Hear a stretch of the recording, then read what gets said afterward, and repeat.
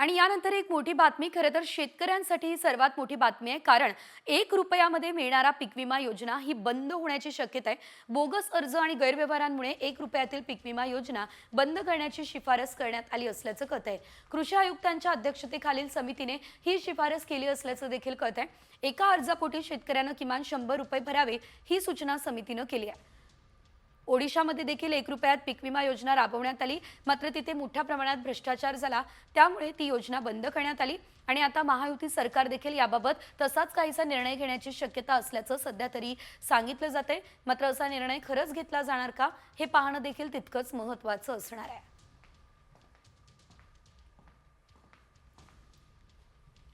आणि यानंतर एक मोठी बातमी खरं तर शेतकऱ्यांसाठी ही सर्वात मोठी बातमी आहे कारण 1 रुपयामध्ये मिळणारा पीक विमा योजना ही बंद होण्याची शक्यता आहे। बोगस अर्ज आणि गैरव्यवहारांमुळे 1 रुपयातील पीक विमा योजना बंद करण्याची शिफारस करण्यात आली असल्याचं कळत आहे।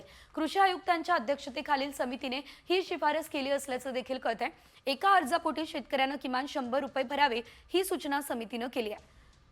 ओडिशामध्ये देखील 1 रुपयात पीक विमा योजना राबवण्यात आली, मात्र तिथे मोठ्या प्रमाणात भ्रष्टाचार झाला, त्यामुळे ती योजना बंद करण्यात आली आणि आता महायुती सरकार देखील याबाबत तसाच काहीसा निर्णय घेण्याची शक्यता असल्याचं सध्या तरी सांगितलं जातंय। मात्र असा निर्णय खरंच घेतला जाणार का हे पाहणं देखील तितकंच महत्त्वाचं असणार आहे।